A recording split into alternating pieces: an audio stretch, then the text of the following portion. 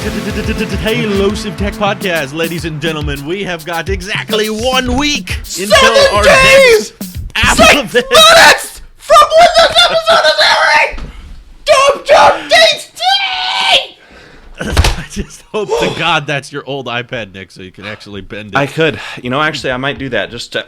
Oh, please. So excited here.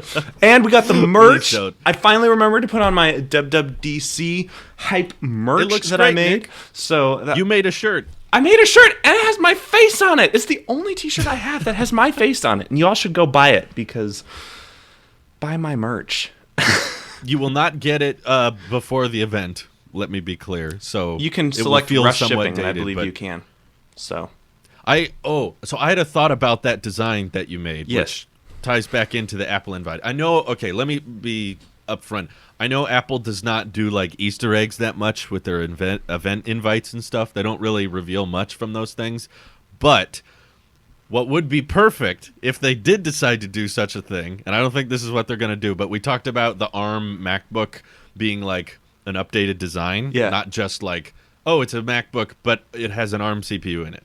Like, I don't think they're going to do that. I think they would, if they had control of the insides and the outsides, they would try to design something differently and be like, this is what we want MacBooks to be. What if it had Face ID? Therefore, the MacBook had Memoji support, and that's why the event invites had the MacBooks with Memojis behind them. And the reveal was you'll be able to do like Memoji stuff on your Mac now. As you can see, ladies and gentlemen, it's been a very slow week over at Tailosive. No, it hasn't. We haven't even talked about the iMac yet. I was going to say, Drew, good theory, but that's not what's happening. Apple is just like, I don't think that's what's cool happening. I'm just saying if they wanted to Memojis. do an invite teaser, that would be a great way to do it. That's all I'm saying. Hey, I'm all for Memojis. I actually use mine, unironically. Do you? Unironically. Legitimately? Okay, folks. Well, okay, well, folks. well, let me rephrase. I think Memojis are ironic by design, but the way... So, unironically, I do use them ironic. Like, I'll, when I want to do a Johnny Ive Trump or when I want to, like, do dogs and stuff and... or whatever things. I just send them as, like, not as, like, on my face, but I use them as stickers when I go, like... Yeah. I think, you know how when you unveil certain things on Apple's website and they put the lettering, like, pretty freaking powerful with Memojis, they could put intentionally ironic. Designed ironically, but ironic by design. That's what it could be. Ironic by design. You should go work for Apple, Drew. Mm-hmm. I could figure this all out. Know exactly what to... Whoever's job is to just put text under things. I can fix your problem. That could be my job. Right. So, did you guys hear the iMac rumor? Yes. Dude, I want to hear your thoughts on this, Randy, because I know you are kind of fed up with your current iMac, and you've been tempted by a 13-inch MacBook Pro or a 16-inch MacBook Pro, but you haven't actually pulled the trigger on anything. But what do you think about these rumors? Would you get an updated iMac if it looked just like this iPad blown up with a Pro display? We all know what inside? I think. Yeah, who cares what Drew thinks? No one cares what Drew thinks. Randy, what do you Drew, think? nobody's here for you. This is the Randy Show. The Randy and Nick and Show. No, just kidding. With our guest, Drew. And sometimes we'll have Drew here sometimes. Bye. Sometimes. All right. Now that the sex appeal is gone, we can focus. He's back. All right. So I'll tell you right now, let's assume that it comes with everything that we want, meaning the correct updated IOs, the display, curved edges, refresh rate. Pretend it has it all, okay? Okay. And they don't call it iMac Pro. They just call it iMac, and that's how they phase out iMac Pro, but it gives you all those features for 2020. I would throw my very last Apple stock at it to get it. So yes, you're saying you would get it? Hell yeah, because here's the thing. I'm disgruntled with iMac because of it's 5 years old. It's aging and it's just slowing down. I love the screen real estate. I love the performance of it. I stream great. I can multitask with musical stems, doing podcasts. I can do all these things amazingly. And I have the iPad with the keyboard. That is my laptop where I take with me on the go. So it's fine. Right, I don't need a MacBook. I just preferred a MacBook because those specs looked more modern and updated. If iMacs fixed it, hey, I'm fine having a studio setup still. Absolutely. So your goal is still not necessarily getting a mobile Mac. It's more about best spec for dollar available. That's it. Yeah, that's it. Okay. Because I'm in the same boat. Yeah, mobile Mac would be ideal. It's a preference. It's preferred. It's not a deal breaker. It's not a necessity. And it only so happens that I was leaning towards MacBook for the sake of, hey, well, the specs are more updated. But however, I don't have an SD card reader. You only get like the 4 slots. You get more I/O with the iMac. So. Well, we don't know. We don't know what the I/O is. If anything indicates how it is on the Mac Pro and the iMac Pro, I have high hopes. There is no SD card slot on the Mac Pro. Well, what? What? I did not know that, to be honest. Which, yeah, that's what like I mean some by graphic expansion card that is just like one entire PCIe slot for just like an SD card reader. Yeah. Apple Campus. That's why you got one of these babies. A quack, the unofficial sponsor of Tailosive. Yeah. Just like LumaFusion. They've sent me 2 of these now. One that I didn't ask for, and the second one that I did ask for because the first one was broken. Well, but I mean, if you have extras, either way, Drew, I mean, hey. If they got extras, hey, I mean, they can become the official sponsor. Why not at that point? But the thing that got me most excited about this report was Sonny Dickinson, which your reputation is on the line here. Okay, you're the source of this leak, and if it ends up not happening, I will never forgive you. I will never forget.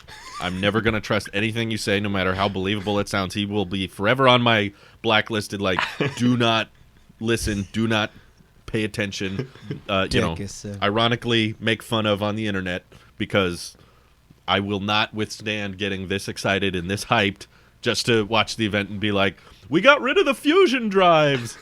Okay, next slide. Here we go. I will lose it. I will lose it if that's what happens. So this has happened with several Apple events in the past where they get me hyped up right before. So I'm nervous about nothing happening, but the fact that within the Eurasian database, the FCC is filing another iMac. The fact that CoinEx said another iMac is coming. He didn't say when, but they confirmed it's happening. Basically, the stars are aligning for this to be real, but what stood out to me about the leak was iPad Pro design language. Because that's my favorite Apple product. That's the design I want every Apple product to become more like. And knowing that they want to take iPad Pro design language, and he also said Pro Display like bezels to the iMac. There's still a bunch that can go wrong. I mean, I'm worried about. I really hope they keep the Pro stand away from the iMac. Say, get the new iMac without a stand for only $6,000. With the stand, that guarantees a $1,000 price jump. I don't want that. I'm worried of them pricing it a little too unfairly, seeing how they did the Pro Display XDR.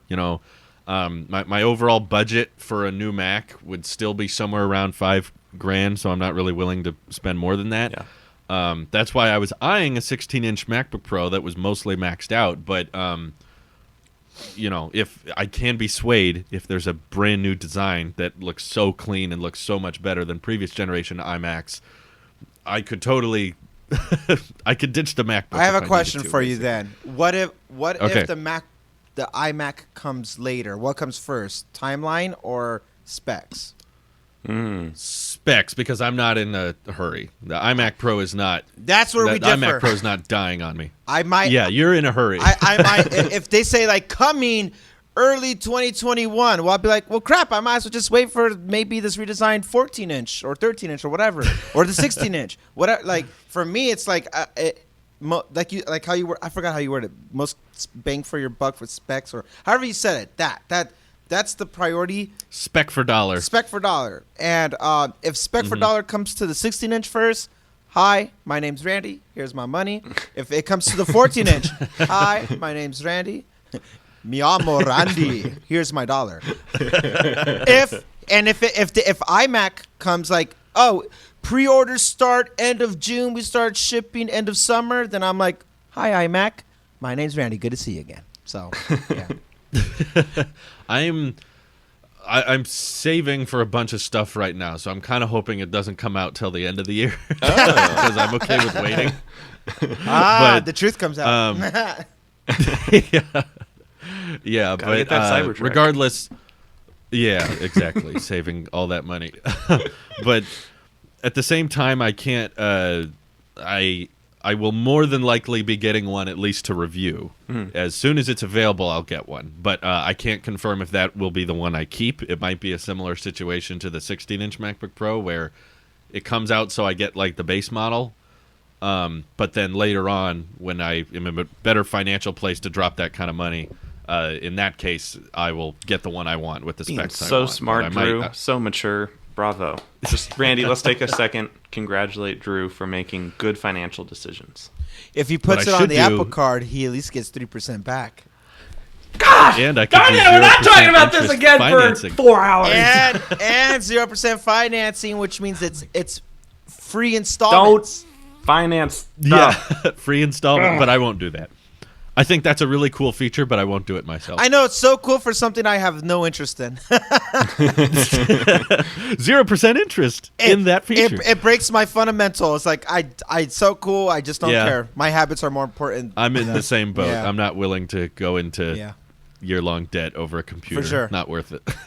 yeah. just for the mentality of it. But Mr. Answeeney, not on the worth other it. hand, when he opens up his credit card, he'll get some sign-up bonus. That's what they should do. They should do sign-up bonuses. But when Nick opens it up, and then he's like, I'm going to get the iMac. I'm going to get An the Apple iPhone Card, 12. they actually tried to do a welcome bonus a couple weeks ago with Walgreens. If you spent $50 at Walgreens, you got $50 back on your Apple Card. And I was just like, no. I bet like 5 people did that. Probably 5. Exactly Not 5. 6, but 5. Yeah. For a cashback type of cards, the bonus is normally up to like 150. So they're about 100 short. Yeah. I mean, Walgreens And is a Walgreens. pharmacy, so some people probably knew they were spending medication. But I've bought medication from Walgreens before, so if you knew you were going to be spending, like I knew a couple months ago that I'd be spending $80 there anyway, so I would have used it for that or something. Okay, But let's talk about something besides credit cards because we did that last week. What do you let's talk about iOS 14. let's keep talking about the iMac because Okay, I'm still that's fine. focused We're around not that. done. Okay. I might be willing to wait if they do another. Do you think they'll do another 6% cashback period like they did at the end Ooh, of in last December? year? Probably. I could see that being That would be nice. They're too special. Nobody competes, not even Amazon Prime at that point. That's why I like the 6% thing because there's plus always refurbished. What if there's a refurbished iMac by then? Now we've hit all the check marks for a show. Refurbish. I did the face of Donald, the Don, and we talked about Apple Cards, so it's a full show. We peaked way too early, 13 minutes in. Hey, so here's Is the thing. air power coming? We're gonna Right. go back to the card really quickly because 6% back on new products is Uh-oh. a perfect incentive for every time they drop a new line, because the one thing that I say Amazon Prime does hold over is that like they got 5% back on their things, and there is a It is paid, to be fair. yeah, well, it is paid, but most people, Yeah. myself included, is that's something that's already in our budget because it's like I do need it. So I thought you don't have Prime. I don't. My wife does, and I just use hers. Oh, gotcha. She Okay. pays for her own. One thing that like I noticed that side tangent, we have like split finances on things that we choose to do, but we bum off of each other. So I'm not technically wrong when I say I don't have Prime, but I use hers. But Okay. all that to say that most of the times you do find better deals on Amazon when it comes to Apple products or Apple peripherals or accessories and stuff like that. And that's one of the reasons like I'm going to keep my Apple, or not my Apple, I'm going to keep Amazon Prime looming around so we can take advantage of those opportunities and stuff like that. However, Apple kills at the moment. There's a 6% cash back because it's like, oh, right, well, simple numbers then. I could pick it up at the store if I wanted to, which I prefer, especially after the whole watch band fiasco. I don't have it anymore. Yeah. You know, I'd rather pick it up at the store directly, and if I can have 6%, like simple numbers. So iMac, new iMac, new anything, product line or services related, if they did some type of, we're doing a special with this, I wouldn't be against it. Also being in favor for services, new or old, going towards this block period. For the next 3 months, we'll do this, and then it's like 6% was hardware only. I know it'd be really cool if they kind of expanded it a little bit. Yeah, that would be nice. So let me get off the Apple card to save Nick here for a second. I think it's obvious that with an iMac redesign, almost had him. It's obvious that with this report saying, solid state across the board for the iMac, that's just assumed now. Finally, thank God, it's about time. Yeah, they finally are getting rid of fusion drives, and with a redesigned display, they have to be more expensive than the current iMacs, right? There's no way around that. Yeah. Like, there's no way they could keep the iMacs the same price that they are now. Wait. When I would wager, I would hope, maybe not wager, but I'd hope that they keep the 5K and 4K panels the same, and they don't do any special Pro XDR things. They just change the bezels and the X tier design and upgrade the specs. That's all they need to do. You don't care for HDR? We don't need, because Pro Display XDR, if the iMac Pro 2020 version has a Pro Display XDR inside of it, then they're going to have to at least start that at like $8,000 to $9,000, like minimum, just so that they don't degrade the $4,000 Pro Display XDR. Remember Tom Haverford on Parks and Rec when he smokes the cigar? I do not like this. That would be me. I do not like I don't have a cigar on me, but here's my... But, yeah, there you go.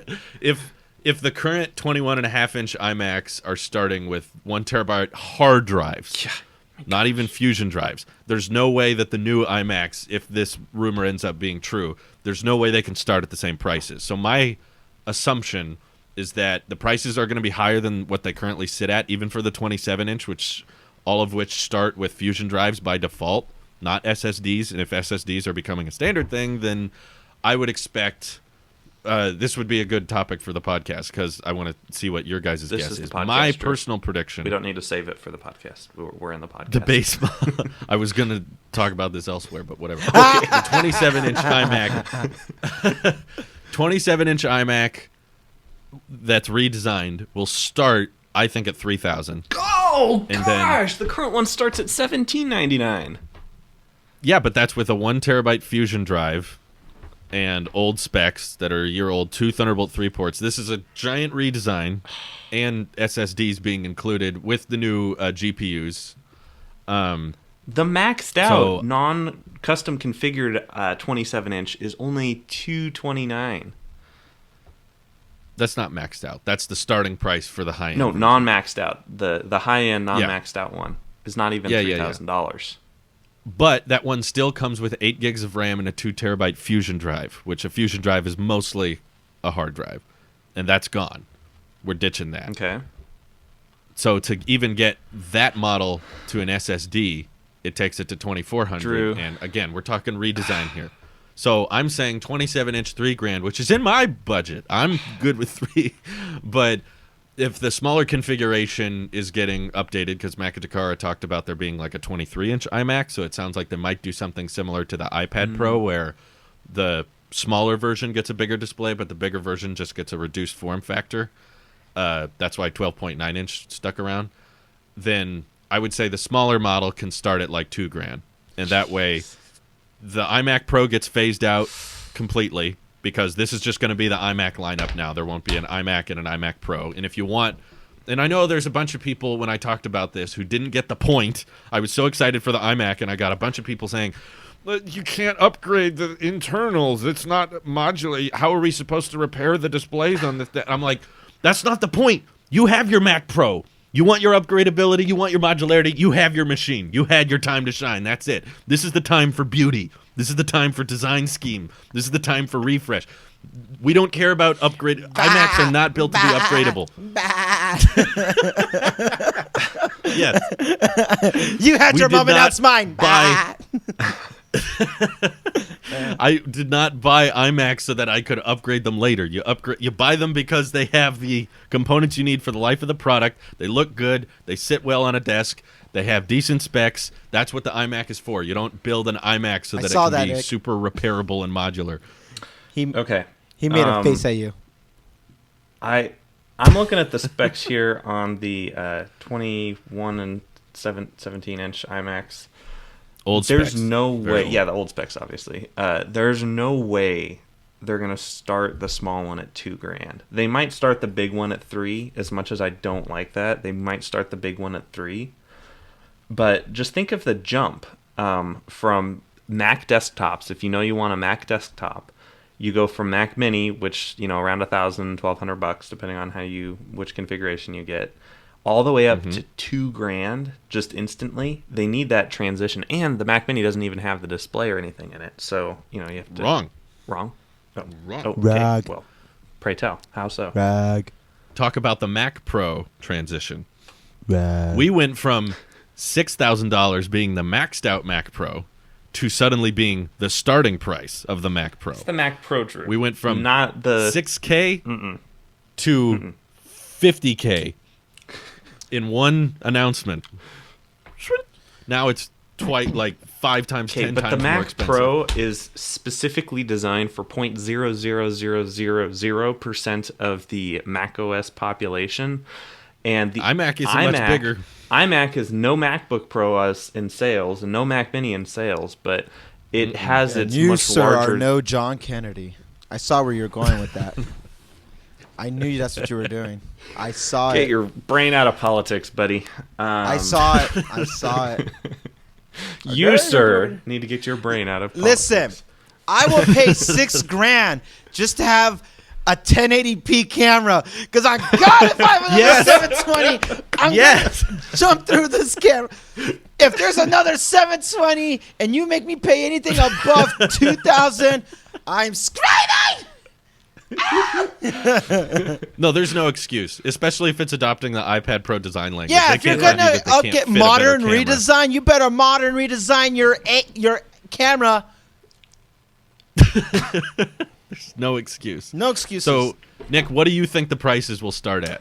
I think $1,500. Yeah, after saying it can't be too.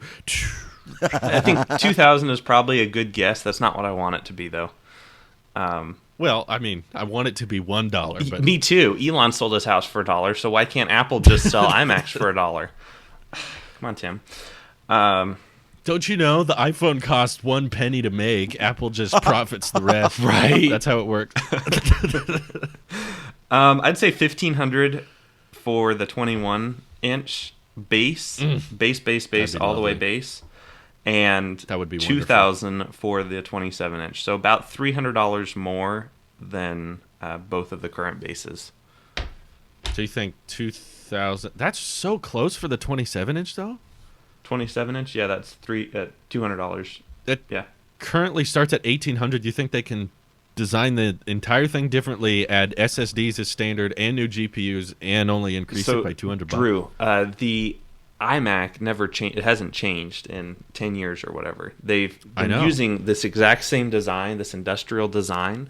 They've paid off all of the very expensive development work that they put into this, and now they can take all of that savings that they had and invest that into a new design that will last for another 10 years. That didn't work with the Pro Display. No one asked about the Pro Display, Drew! I'm just thinking, company that charges $6,000 for a standalone monitor, how they're going to get away with $2,000 for a 27-inch iMac. I mean, I want it to be true, but I have. I'll be gonna completely be the honest Pro with you. Display If we just XDR. get a cinema display again, exactly the same, just modern, I would be okay with that. Me too. You mean just iPad Pro-sized bezels on a 27-inch panel? I'm just, if you gave me a legit cinema display and the bezels are just as thick, but it is just 2020 version of cinema display, I'd be okay with it. What makes it 2020 if the bezels are the same? No, The screen. The screen resolution Yeah.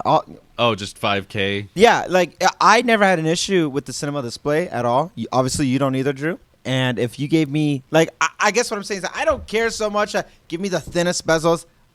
Just give me the best specs. I don't think redesigning, like, the aesthetics of it, I don't think that's where your money's going to go to. I don't think they're going to increase the cost just based off of that. I think that the cost is going to come based off of everything that's happening in the display. Now we have better color accuracy. Now we have a quicker time of this and that. And you could take your Apple Pencil one day. I doubt that's gonna happen. But my point is, like, all the That'd be cool.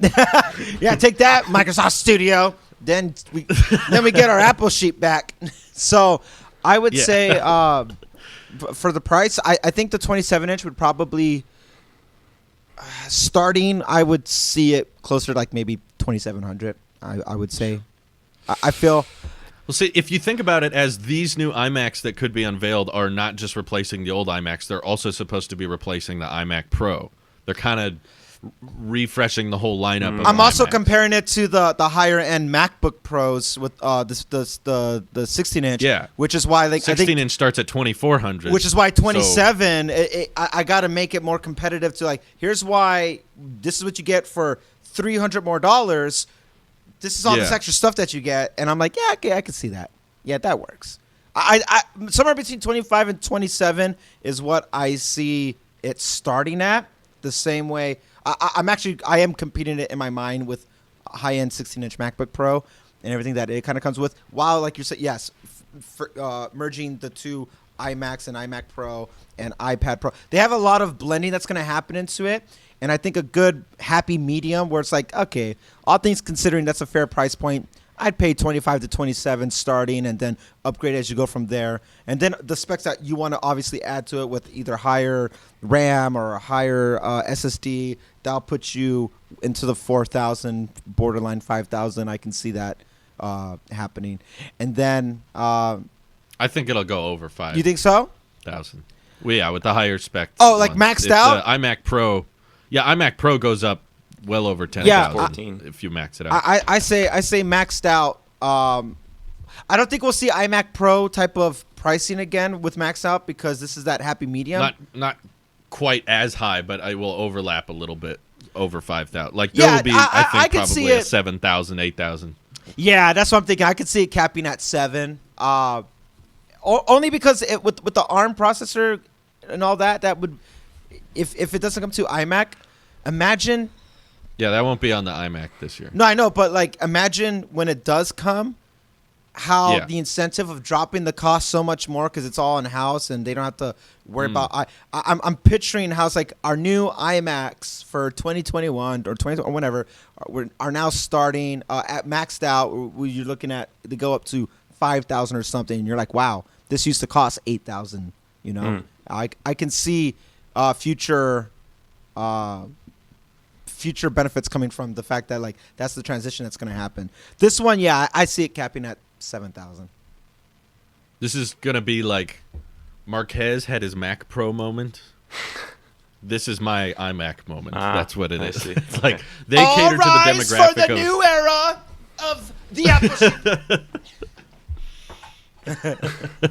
I can't stand up because I'm not wearing pants. Wow. I stood at attention for you.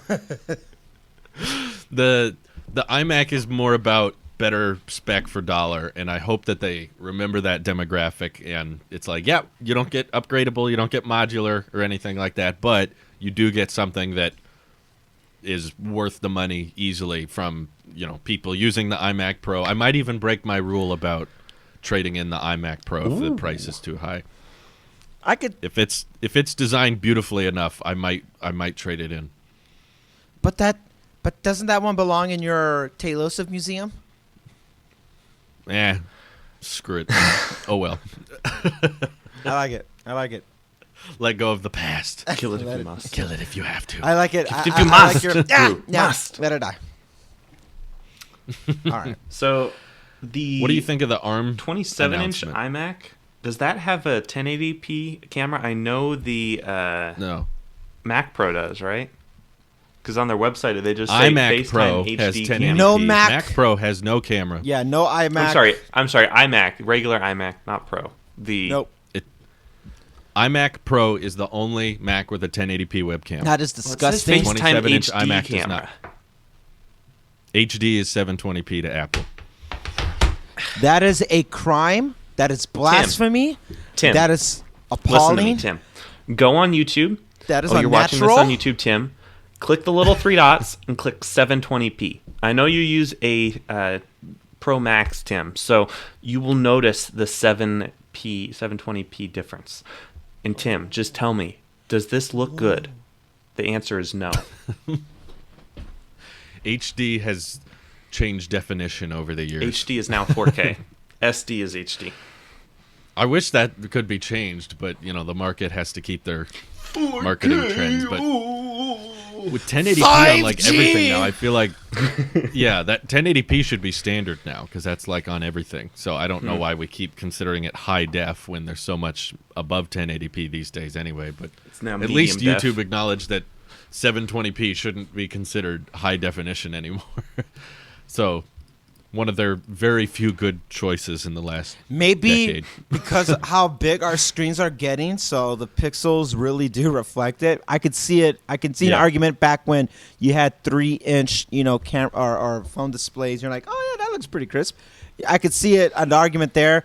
Today with iPad Pros and beautiful OLED displays and 27-inch, like absolutely not. It looks so blocky. It looks like I'm watching Minecraft. It's terrible. I hate it. Even Minecraft has cleaner resolutions with their blocky. I was going to say, You that's better- an insult to Minecraft. It is an insult. I'm sorry. I love Minecraft. But honestly, it would be. I feel like they know.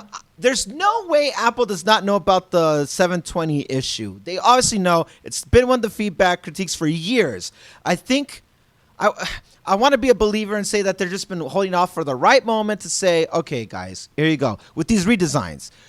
But then when I saw what happened with the 16-inch, I'm like, it's still 720. I don't understand. So maybe it's like, oh, no, but with the ARM MacBook, here's where we could do. I keep quit hurting me, Apple, because I keep like, this is it. This is it. It'd be so beautiful. With the MacBooks, they have kind of the excuse of the display panel being incredibly thin so that you can't put the same size sensor Then that make you it put in thicker. an iPhone or iPad. Yeah, that's what I've been saying, is just make it thicker. But with the iMac, you really have no excuse because the iMac is fairly thick as is, even at the top portion of it. And the iMac Pro proved that it's possible to have a decent webcam in your all-in-one. So if they're given iPad Pro type design language, then there's no excuse. The thinnest part of the iMac's webcam is still just as thick or thicker than any of my phones that can go up to 4K.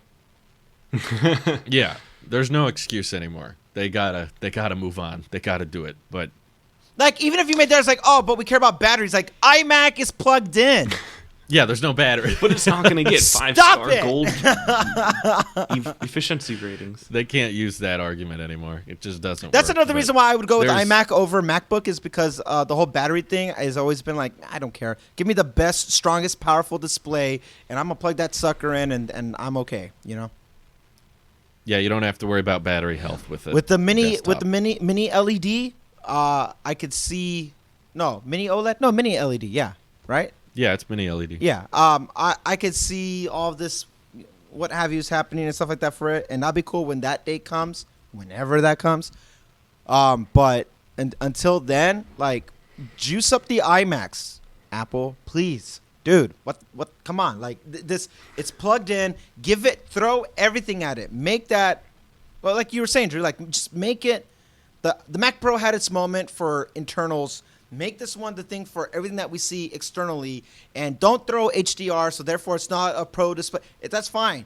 But it'd be really cool if we had the refresh rate, like the ProMotion. Give me ProMotion. Give me the 5K. Oh, that. And give me I'm not even webcam. hoping for that. That would be amazing. But That's the one I'm more not thing. We guessing. got it wrong, gents. It was that. That would be incredible, but I doubt that would happen. And I'd be okay if it didn't happen, just because iMac is 3 steps behind ProMotion. Somebody asked me early in the week about about my thoughts on promotion. I think they assume that because Drew is very vocal about wanting it to everything. They're like, hey, how do you feel? Honestly, it'd be cool to have it. I don't care. And I can't notice it. I know. But I will say that, like, I understand the benefit in the sense of gaming. When people want to game, if Apple Arcade wants to be taken seriously, they should really put it on the iPhones as well. And that's my argument for it, because gamers do care about that stuff. I'm indifferent about it, really. But I will say that if you put it in anything outside of iPad, so say, rumored to come to iOS or iPhone, if you put it in Mac, if you put it in the watch, whatever, if you put it anywhere, I'm all for it. But if you had to prioritize about promotion and something else, webcam, for example, I'm going to go with anything other than promotion, except for maybe like display, like pixels and stuff like that. Then it's like, all right, yeah, that's where it's like, put promotion in there. But anything else, if cost is a factor, how are we going to price this thing? Kill promotion. If you can make this thing affordable and just give us what we need, like the stuff that what we just been talking about for the last 30 minutes, then promotion can die. Yeah. Right. And we know Apple watches these. Apple. So we love you. We love you so much that we're just so excited and passionate. 1080 at least. Give us 1080 webcam. That's it. Please. We're not asking for much. Take your iPhone camera engineers. Tell them, hey, you can have a long weekend if you just stick the chip, the sensor and camera module into an iMac. That's all you little have to module. Yep. That's it. That's it. That's it. Easy. Just make the iPad Pro bigger, put it on a stick, and call it an iMac. Better That's yet, all just plug I your want. iPhone into your iMac and use the cameras as a webcam. That would be a great feature. I use it God. all That the would be cool. time. It's amazing. Like built-in cam link or something. That'd be so cool. They should do that. So there's been reports from Bloomberg that they're going to announce the transition to ARM CPUs at this keynote, but not announce any hardware. How do you guys feel about that? Does that sound believable? I mean, to me, I have a hard time believing Apple would have time on stage just to say that they're working on new CPUs and GPUs for Macs, but we're not going to show you any today. To me, that sounds like Apple, 15 years ago when they did the PowerPC to Intel transition. That's what I was thinking about. That's how they did it back then, but this is the Apple that talks about memojis and dark mode and new AirPod engraving option. Like that's WWDC. Yeah, So, that kind of thing. the only Does reason- that sound like they're on stage like, hey everyone, we just want you to know all the stuff we're selling right now is going to be dated in a year. Anyway, next slide. if you give Talk us about something else. if you give us the Apple we have today because of COVID and the fact that they just haven't done a keynote since iPhone, I don't see it being brought up just for time restraints. It could be like on a splash screen, a catch-all of all the things. They're like, oh, new CPU. I could see that being like thrown out there, but I don't think dedicated time would be allotted for it unless they it's already in the works. They have hardware? Like it's happening. It's like, listen, here's what's happening coming forward. Expect it to come out later this year or whatever, and they just show it, and then they do that. It's not the coming to future products. Like it's coming later this year on said product, and then there's that. I could see them just talking about it if it was. Okay, I said they would pass it because they run out of time. Just the fact that they have more things to cover ground this time around, that's why they would pass it. Mm-hmm. I could see them talking about it if there was something very substantially different, worth noting, for software purposes in Mac OS now. Like, hey, with the new Mac OS, only possible with the new ARM processor, which you'll be seeing later this year. I could then see that it being like thrown out there like that, and that's how they would cover ground. I feel like they'd rather showcase what it will be on because I agree. You want to avoid the Osborne effect, Yeah. which essentially means don't hype something up that's coming out next year because it'll kill your sales now. Yeah. Which is also why I believe the ARM MacBook has to be a different MacBook category, like the 12-inch just MacBook. That's why they killed the MacBook. Yeah, I don't think they could introduce it saying it's coming on a new MacBook Air or it's coming on a new MacBook Pro next year. Because if they did that, everyone would stop buying this year's MacBook Pro. I agree. If we knew, like, in 6 to 7 months a new one's coming out and it's going to be way faster, way better. No, why would I get? But aren't we doing that already? And Apple doesn't want that. We're already doing that now. Like not us, like us three, but like the collective people who have been biting their tongue, waiting for a new 13-inch, a new webcam, a new this. People like, and Apple has commented on this. They know that people are waiting, and they say it's like, guys, our focus is what we're releasing today, and that's how they try to nip it in the bud. There, it's like, listen, this is the best we could do right now. This is our focus today. We're not worrying about next year. We'll get to next year when we get there. Here's what we're focused on today. But people are still doing it, rightfully so. That's like, you're so close, Apple. We just need this a little bit more. And that's why I feel like maybe it would get announced for, it's like, all right, you've waited this long. There's a certain group of people, I think much bigger than the Mac Pro category of people, who are desperately wanting these performance updates and stuff like that for their own, category industry of what they work in. And this would be the time to do it. So I got off the phone with Tim Cook last night. We were just going back and forth. Good morning, Nick. He was asking me to critique the presentation, and I gave him a few little, change the resolution. Good. You've been helping him with the Twitter videos, haven't you? I have been, actually. Yeah, that's going to be. He's the cameraman. Anyway, I think that they have to announce it on stage because it's dub, and this is a fundamental change to macOS in a way that PowerPC to Intel kind of wasn't. Like Apple shipped with the first Intel version of macOS or macOS 10 or Mac OS 10. Just OS 10. My goodness, that was lots of years ago. OS 10.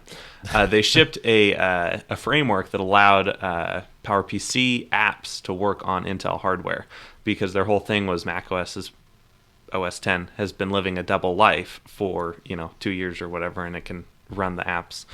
But I don't think that's going to work this way. I don't think they want to add that overhead because the pitch there was PowerPC was not as powerful as Intel is. Look how powerful Intel is. It can run your standard PowerPC app plus the overhead required for the kind of conversion framework, the inefficiencies of that.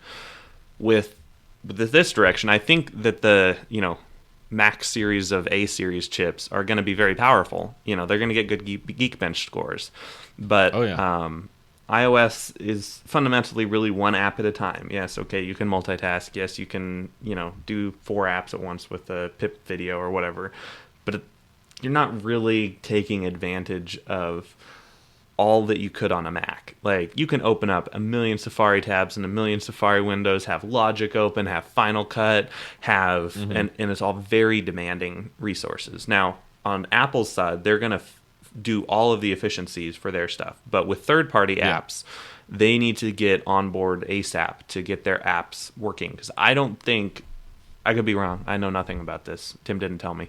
But I don't think they'll be shipping a kind of, it works on both framework. You can still run old software for a couple of years on it. I don't either. I agree with you. Yeah, I think it's going to be a clean cut. So because of that, they're going to have to say up on stage at DubDub, hey guys, update your apps to the latest, this new ARM-based framework, because they're not going to work soon.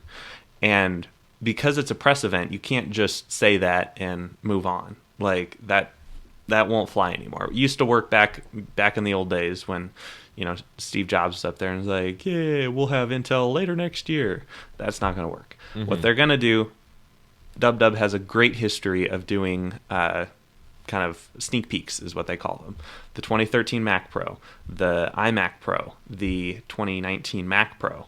These were all sneak peek products that we got very in-depth, months specs. and months and months before. Yeah, months and months, but they didn't ship until later that year. So we got all of, and I don't think it's going to be quite as complicated as the Mac Pro or the iMac Pro, so I don't think it'll be the last day of December. But I think it'll be like a November, October product. But they'll announce it and show it off on stage.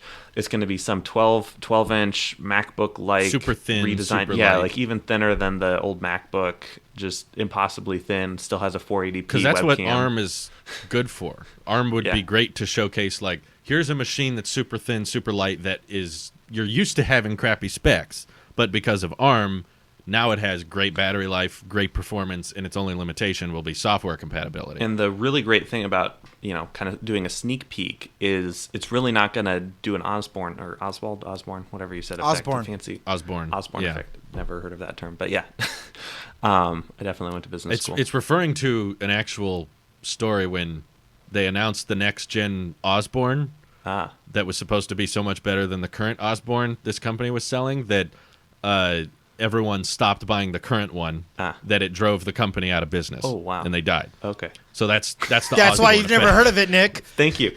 Yeah, Thank you for the history because of lesson. the Osborne effect.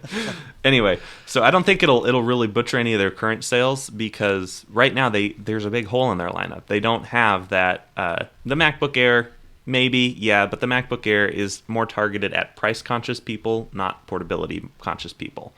Because I remember back in the day, I had a 12-inch MacBook. That thing was impossibly thin and light. It was under 2 pounds. So it was great. Whenever on an airplane super where they're cool. like, put your laptops away, we're starting to descend, I wouldn't have to put mine away because the actual FAA regulations is any laptop over 2 pounds has to be stowed. And obviously, if a flight attendant came and bugged me about it, I'd put it away. Look because at you, Nick. I don't want to get in Cheating trouble. the system. But it technically was smaller than the requirement. And it was a great portable computer, and I loved that. And that's one of the reasons why I love the iPad only so much. MacBook I could actually use in my hands because it Yeah. was so small. You could thumb it. I could literally Yep. type on it with my thumb I did that. because it was that light, Yep. and you could just type on it like an iPad. Mm-hmm. And it was the keyboard was like right to the edge. The performance obviously was crap, but the design of it was really impressive. Yeah. Yeah, and I think So- that's going to be a similar situation. And it's not going to be cheap. Like, it's going to be $15, $17, $18, $2,000, something like that. It's going to Whoa. be expensive because it's so thin, and it's going to be probably a little bit thicker than an iPad Pro, is my guess. Like, the base will be... I don't know if it'll be that much. I was gonna guess 1,300. Let's see, how much... It was $12.99 was the base model MacBook in its day. So, maybe. I don't know. It's not going to be cheap. It's not competing with It's the a MacBook good Air, is my incentive point. for selling. It's like, hey, and the price doesn't change. Like $1,300, I could see it being a good. Well, because part of the advantage of going to in-house CPUs and GPUs is that's supposed to save money compared to buying chips from Intel and other GPUs and stuff like that. So I don't think that's going to result in MacBooks getting cheaper than they are now. I don't think that's the end vision. They don't want to do an $800, $500 MacBook, but they want to just showcase that you can get better MacBooks for the same price. So the CPU and GPU performance of this 12-inch MacBook will be, I would say, better than our current iPad Pros. Mm-hmm. Oh, yeah. Like with, once you have some apps that are running on it, like Final Cut and Logic and stuff, they'll handle great. But yeah, they will not support a bunch of third-party apps, and that will annoy people and kind of keep the MacBook Air and MacBook Pro as still purposeful within the lineup. There will be reasons to get those instead of this ARM Mac, but for those who are used to just doing everything first-party and they can live with the optimized apps, then yeah, it'll be perfect. Yeah, I really think Apple loves the three-pronged approach to products. They have the cheap one, they have the portable one / mass market one, and then they have the Pro one that is very good. They do this with iPhones, they do it with iPads, they've done it with Macs in the past. Currently, we just have the cheap one and the Pro one. I think the ARM one will be that mass market, impossibly thin, portable, and that's gonna help bridge the gap because then developers gonna see it and they're gonna be like, oh wow, look at that, that's cool, and they can start imagining what their apps are gonna look like on that, and it won't be quite as nebulous as just saying, hey guys, switch your apps to this framework. At some point in the fall, there'll be something coming right up. That just sounds so awkward. I got a question for you guys. Would you consider? Yes, I would actually. I would consider. Awesome. All right. If the ARM MacBook is all this what we want it to be, and now with the inclusion of what's happening with the next Mac OS and updating iOS to where it's bridging that gap more and more, where there is more overlay while keeping them separate OSs. And say, for example, you know how we do our FaceTime calls like this on iPad because it's the perfect communication device for stuff like this. And Best Apple product. and we get this on Mac. We get this exact same feature and everything else on Mac since they're updating iMessage and everything like that. If everything that we love about iOS came to MacBook in the sense it has that same fluidity and stability, would that become your new portable over iPad Pro with the keyboard, with everything else, since it feels like it would kind of cannibalize its purpose in the sense that, well, here's all these other benefits that you get. Now you get a pretty darn good webcam. Hopefully, you get a darn good power with the ARM, and you get Mac OS, the most powerful PC operating, and that whole marketing shtick right there. And iOS is iOS, iPad is iPad but then Mac OS on the portable side for what we use this for with our FaceTimes and stuff like this, for example. I could see, for me, I'll tell you, I could see me using that more than I would use the iPad at that point, honestly. Really? I would not, just because the iPad is still, even if the ARM MacBook is all we expect it to be, the iPad is still so far ahead in so many other categories. For the fact that it's a 2-in-1, so that I can pull it off the keyboard and use it just for touch if I want. I got 120 hertz. I got Face ID. I've got rear-facing camera. I've got USB-C. I have the LiDAR. MacBook have that. You have LiDAR, yes. And by the time the ARM MacBook... Had to put that on. by It's on the time T-shirt. I ARM have to mention it. Yeah, to bring it up. Good job with the camera cutouts, Thank by you. the way. That's very good. Took a lot of attention work. to detail. Love it. I don't think the ARM MacBooks would be as versatile Okay. as the iPads. So I still think I would prefer the iPad Pro. And by the time the ARM MacBook is shipping, the next gen iPad Pro will be just around the corner, which will have mini LED or revived, such and such. But I don't think the next ARM MacBook is going to have Face ID. I know I made that joke at the beginning, but I just thought that would have been a really cool way to unveil it. But I still think it won't have 120 hertz. It could at some point because the CPU is more optimized and it's made by Apple. So if the iPad can do it, why can't the Mac? I think they might get around to that someday, but I don't think it'll be a first-gen thing. If they did, man, that would put the other MacBooks in the lineup in a really tough spot. You can buy this cheaper Mac and it has ProMotion, and the other $6,000 MacBook Pro doesn't. It's like, oh, shoot. I don't even know if it'll have a touch bar. I don't think so. I don't think it will. If the MacBook Air doesn't, yeah. That's a pro feature. They're gonna yeah, save I that think you're beautiful, right. They want to keep that on the beautiful Pro. thing for the In pros. fact, I think they should keep the Pro naming away from the ARM MacBook and away from the new iMacs. These are just for everybody at reasonable prices. Don't go crazy. Don't need XDR. Don't need 120 hertz as much as I would like it. You don't need it. And He mumbles I that. think- You don't I need think- it. As amazing as it is, just you for don't the need it. record. Just for the record. You're Yeah, so I bitter. agree with you. It doesn't sound like 2020 Apple to just announce a CPU transition and nothing else. It doesn't. It'd be quite awkward, especially knowing there's not going to be an audience this year. True. It's already going to be awkward just to be like, oh, there's new chips being made. Okay. Canned laughter. Sounds good. Oh my goodness, I just realized all these videos that Tim Cook's been putting on Twitter, it's like him practicing what it's going to be like in front of a no audience. Yeah. Oh, wow. Do you think Watching his eyes read the teleprompter, that's always fun. I hope him it's and not Craig? like the PlayStation. Yeah, I hope it's not like the PlayStation 5 event where it's like 80 minutes of just demo footage, Oh, my and then gosh. at the very end they showcase the new hardware. I'm guessing it'll probably be like the OnePlus event, which is a guy is still on stage, but there's no audience, and he's just talking, and the flow of it, it's actually a bit more efficient in a way because there's no pausing for the claps. If you go back and watch old Apple events, it does make them like real and feel legit, but a lot of times they're announcing things, and in between announcements the audience starts clapping and Craig's like, and yeah there's so many times watching last year's WWDC. Do you think they'll we still watched pace? Yeah, maybe. Yeah, they'll pace. Yeah.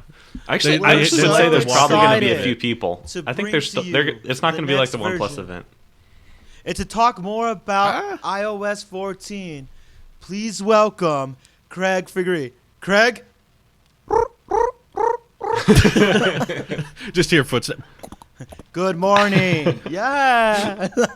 Yeah, you can't have that moment. Like That's when so Tim walks out sad. on stage, it's just good morning. Morning. Today we have a lot. See, there's a Yeah. lot. He might not there's a do the lot good less morning. Fluff. Oh, that would hurt.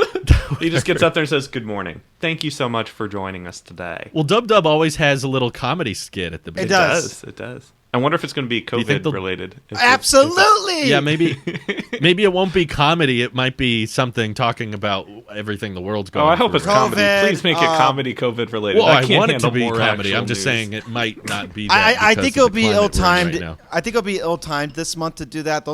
I feel like they'll talk about COVID and they'll talk about Black Lives Matter. They'll talk about all these things that is relevant today, and they'll cover the grounds. It's like, listen, right now is more important to understand while we practice social distancing, why we are more attentive to one another, that we enable you with the tools to keep you as efficient as possible. And I can see it But starting only off at 480p, not HD. I You will can't zoom in. scream. It- screen. Like, with so many people working remotely, Yeah. we decided to update our Or webcams. At They this can, event. that's about From time, Apple. 480 to 720. Thunderous applause. So That's full HD. They'll do or they could do the Apple wave, like with the piano, the do-do-do-do-do-do-do, and then you start seeing all these people getting more creative in their home studios or home offices, and it's like, now imagine, I can see them being more inspirational. Yeah. Maybe No, they'll yeah, that's great. You're getting me take so pumped right now. I And know. I'm thinking like so many home offices. How about a new iMac for you? It needs to happen now. It does. We understand now more than ever it's important to enable you, to give you the tools that you need to work from home. So we're presenting the new HomePod. You're right. You're right. That's going to be the running what? That's going to be the running theme around.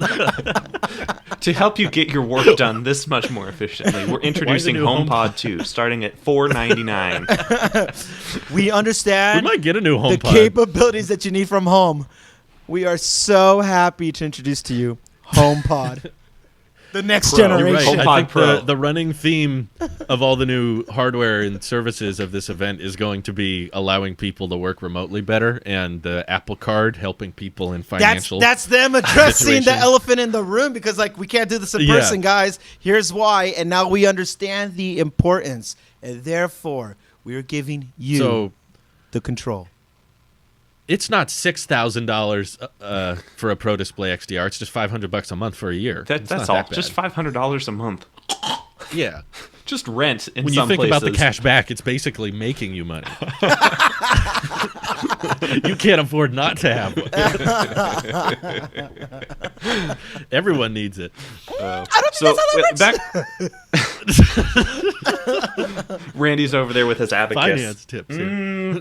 No. Rug. So back Yeah. to the actual event, though. I'm hoping there'll be a crowd. Do you know what lockdown status or level they're at? Like, I think a lot of the country can have up to 250 people in a room as long as they're distanced and all that stuff, right? The If crowd. there are people, they will not be press. They won't be press. No, they'll all be volunteer Apple employees who just wanted to come to the event. But I think Steve Jobs Theater is, 1,000 people? 250 is exactly a fourth of the capacity. So they could, have people spaced out 4 seats. Apple employees, maybe. Yeah, Apple employees wearing masks, spaced out 4 seats. That'll give some live audience. They need to make sure they're all wearing, darker masks, because if you do the pan shot, it'll just be, everyone's white mask just blinding everyone. You're My right. They eyes! could do that. You're right. They could do that, but I don't think Apple will risk it. I don't think Really? they would like the image that would send, and they would rather be the company that's going the extra mile to be cautious and careful. So my guess is that there won't be anyone, and Wow. my other prediction is that the event is pre-recorded and it's already been done, and they're just going to broadcast it like a YouTube premiere. I could also see this happening. That is true. I think it's recorded and edited, and they're just I waiting mean, to hit Tim go was live. asking me though last night about the keynote, so I don't think they've quite finished the recording of it. So That's the I switch. think Isn't that weird? Isn't it weird also now that like because you want to set the right image about health standards and stuff like that. That when they do the trade off on the stage, like they're not gonna pass one another. Like one's gonna go out the back, the one's gonna walk around. It's gonna feel so lonely. Yeah. Oh yeah, it'll be weird. It'll be very different compared. And I personally, I don't think there will be an iPhone in-person event either this year. No, the rate we're going, maybe I think not. Apple's going to just play it extra safe and just say all of 2020 we're not going to do any events in person, and the next in-person event could be Dub 2021. And then when we get our another spike of COVID in winter, then we're right back Randy, at this. No. This is the new norm. Welcome to the new decade. I'm done If it with means this more decade. efficient keynotes, like I'm kind of worried about how much I might prefer this. No. Because it might result in less awkwardness and less staggered. Like, and now you can That's organize what I apps in die this way. for, though. And I love less that. live I musical love that. performances. And you just swipe right up. Let's switch to backup here. Yeah, they can't have any. And you get awkward right demos in, if and you it's get right in. See, it works. Let's try that again. And you get right in. I love the authenticity of the errors and just the live of what happens because it shows that like okay this is they're showing what they actually have right now even though it's a demo product like they're still showing it and something that's going to be like this if it's like it's all polished up, it has every perfect shot at all times, which is good for marketing, but then it kind of takes It'll away. be nice eye candy. For me but the eye candy's the ads, you know what I mean? Like that's where they show it. Which we need to be in Apple. Please. We are the eye candy here. Hello, have you seen us? Hello, you sexy people. We got to make our ad look legit and make sure the tech podcast is featured. Yeah. I like the idea of when they do the keynotes and the demos that it feels like you're right there because hiccups and all, like there they are. Now, do you guys want to see these cool demos or not? You need to turn off your MiFis. Like Yeah, I like exactly. I like the idea of like okay, there's some hiccups because it humanizes. It's fun it. in retrospect, but in the moment, I'll be honest, it's very cringy and awkward. Yeah, and I'm but okay if we don't have when they those. broke the Tesla window, it did wonders. That was bad. It broke the internet because then every news publication It's a was living meme, and therefore it even became more. better. Face Exactly. ID, Face ID was that moment, like it became kind of meme-ish, and look how well it has. It was performed. talked about for months. That one moment, that one hiccup on stage was talked about for months and months. And And we bad still talk publicity about it, is and good it's so publicity. much fun.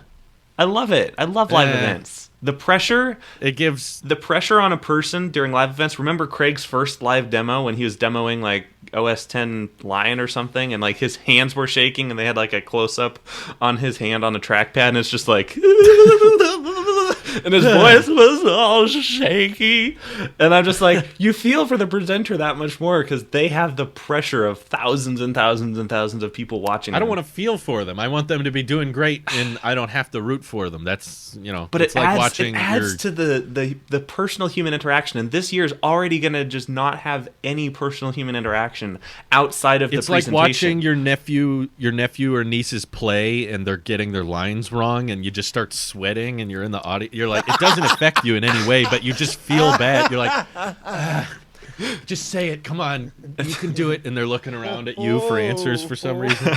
It's like, let's just switch get to that over backup with. here. It'll be fine. Like, I don't want to root Seven for them. I want them score to be doing and 4 good. years ago. No, Billy, no. Who's is, I might is that like the this Erickson's format more kid? than usual. Well, let's go to backup here. Thankfully, we have more than one kid on stage. Let's go to backup. I don't know. I'm gonna really miss it if they don't have a live audience and if it's pre-recorded. I think pre-recording it, maybe I could be okay. That's fine, but because we're not going to notice that much, like it's gonna be paced as a live event, even if Tim is recording his at 3 p.m. and Craig comes in at 9 p.m. after work and does his section. Like it'll be spliced together as like an event, so I won't really see that. But I don't know.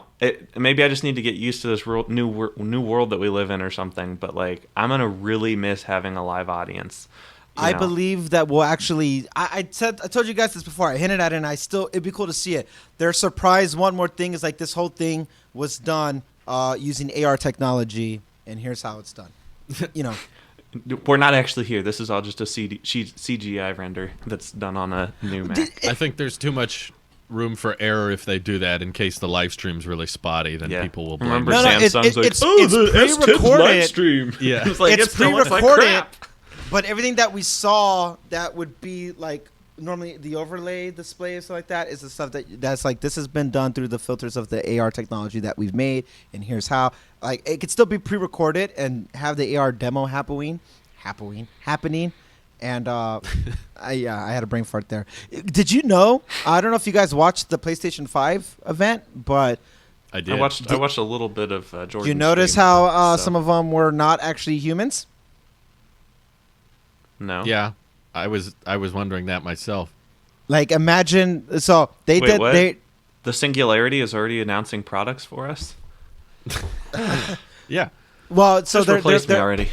PlayStation is working really hard on their VR technology as a whole, and some of them are just, and they're trying to show the power that these new consoles are going to have.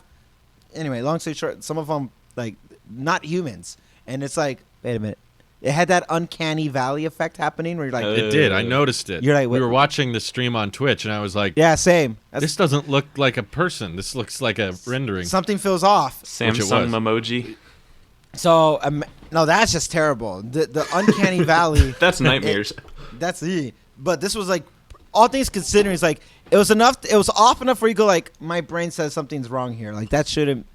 Like I don't know, something's not right. But it happened. Mm-hmm. So just not with people, but imagine Apple more or less just doing it without saying, with no explanation, and they're just showing you things in a way that with AR. That later on they like, oh yeah, by the way, this was done with our technology, not with people, obviously. That's just weird, but yeah, That would be kind of cool. I would like to see that. Everyone has memojis the whole time, and then at the end they go, by the way, that was AR. That wasn't actually Tim. What? That's not a real tiger face? You don't look like a Pixar character? What? Tim Wait, Cook you mean is the Pixar. dinosaur isn't real?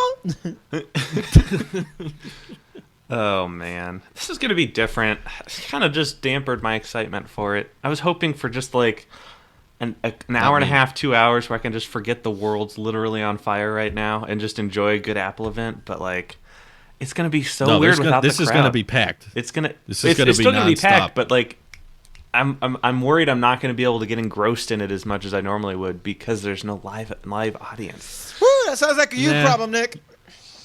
You remember that Craig Federighi video with the iPad Pro and the Magic Keyboard you watched? Yes, that was pretty sad. No, you were mad at the Magic Keyboard and then you watched it and you were in love with it afterwards. I was sad because they didn't post that on their website. It was on some Verge article 3 hours later, not years, but same but difference. It would be like that for 2 hours. No. Yeah. Yeah. I like the fact that they showed it in a video, but it would have been way better if they were on stage and had a live audience going, wow, it's the best thing ever. Then in my subconscious, I'd be like, wow, hundreds of people think it's the best thing ever. So I guess only it's the best constant thing ever. in the world, Nick, is that nothing stays consistent, and so The you have to only be constant updated. in the world is its inconsistency, is the quote So I'm looking for. be Randy, open-minded but yes. and flexible with. I the am changes that so happen. open-minded. I'm so open-minded, Randy. You have no idea. My brain fell out 3 weeks ago. I am so open-minded. The Pro Stand unveiling made the audience laugh. And then cringe, and then go, oh. Yeah.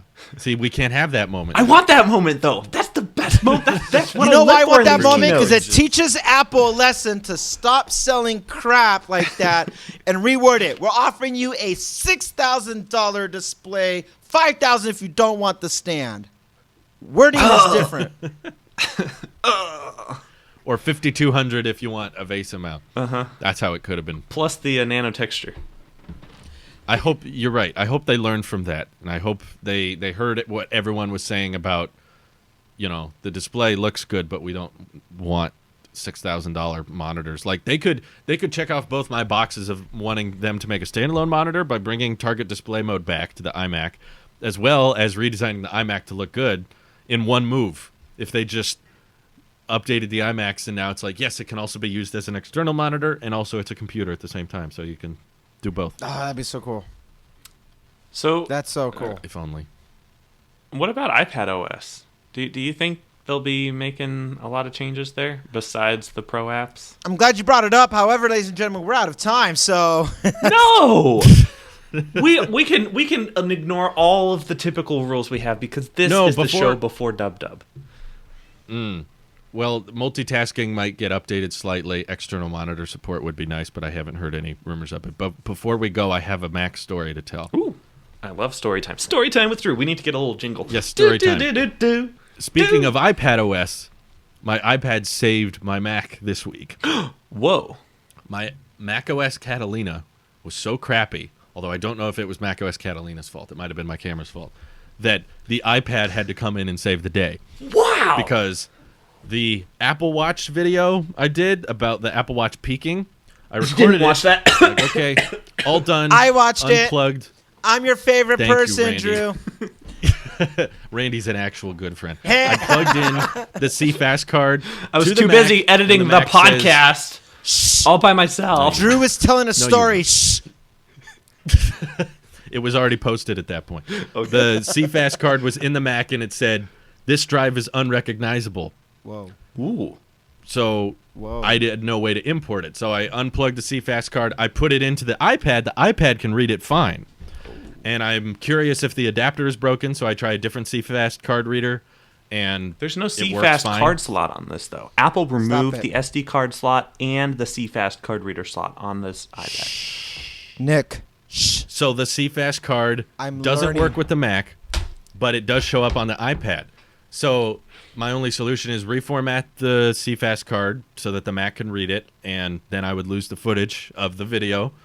Or use the iPad Pro to transfer the footage from the CFast card to the 5 terabyte external drive I just bought. And thanks to the Quack Quack, I could do that. So the iPad moved the footage over and brought it to Mac OS. And once I plugged in the external drive back to the iMac, I could import it, edited the video. There were still a bunch of issues because I think the video file was corrupted somehow, which I think is partially to blame on the camera.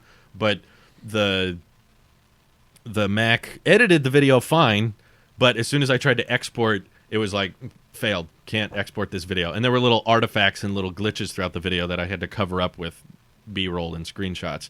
So my solution, because Final Cut would not export the finalized video, was to screen record the whole thing in full screen. And then I uploaded it, and it basically worked fine. There were a couple of frames that glitched that was probably 5 or 6. Everyone's watching in it the whole on their video, but- phone at 480p anyway, so. Exactly. So in the end, it ended up working, but it would not have been possible without. I my iPad. watched that video on Apple TV. I have the 4th gen, the non 4K. So I watched it Yeah. right here as I was doing work, and it looked just as normal as anything else through my eye. It looked normal. Yeah, I liked it. The only way this story would have And been that was a screen recording. that's so cool. the whole thing. Wow. The only way this story would have been cooler is if you said I moved it to the iPad and I edited in LumaFusion. Yes, the old God, school, no. old school Apple sheep is back, baby. I didn't have that kind of time. I would love just a retro episode of something that you do just to, how not a how's it still in 2020, just for the sake of old school retro. Since you don't have an attic, unless you wanted to spoof it and make a green background or something, just for retro purposes, it'd be cool for you to do something like that. I will say, if I do that again, I will not tell you.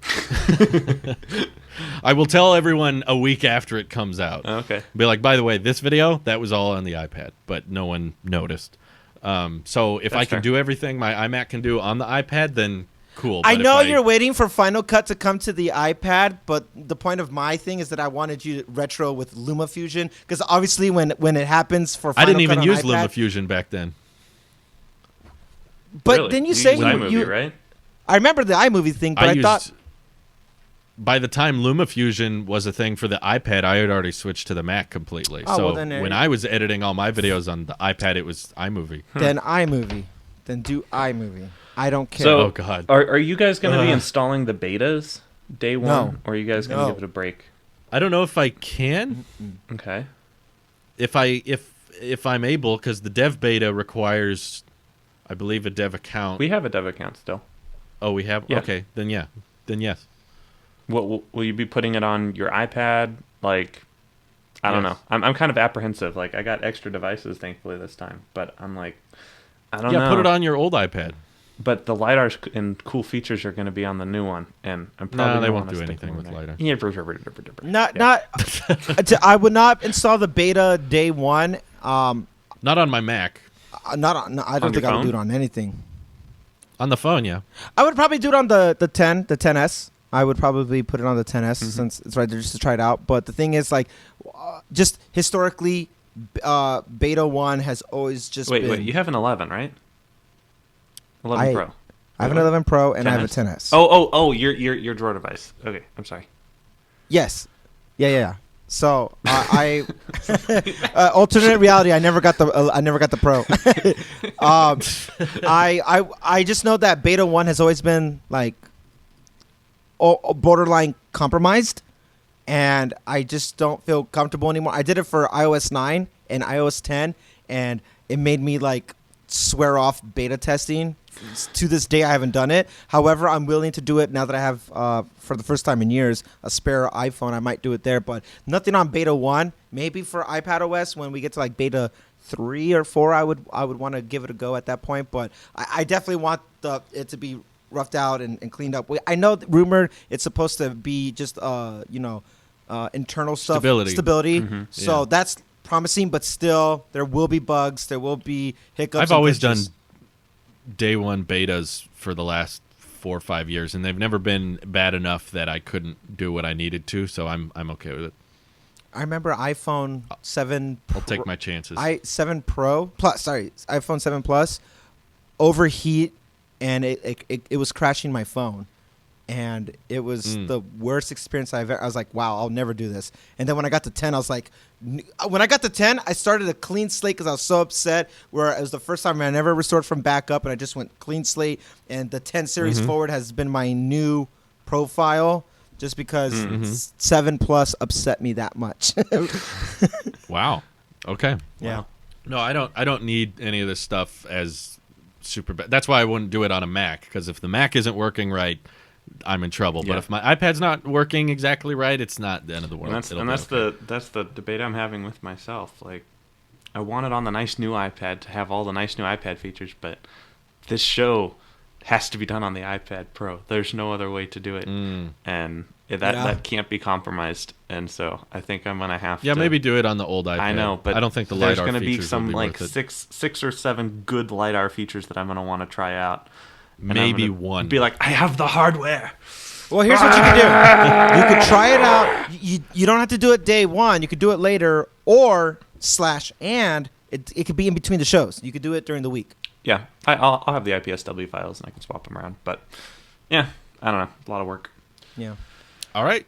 Sounds good. All Ladies right. and gentlemen, we will shall see you at the if event. there's enough news for an extra episode. But Yeah, we might do one if there's some kind of last minute thing, but we'll see. Anyway, thanks for watching, everyone. Take care. Have a good week. Bye. Slow week. Stare at the camera. Don't make it awkward. Oh, come on, guys. Just like a half a second even.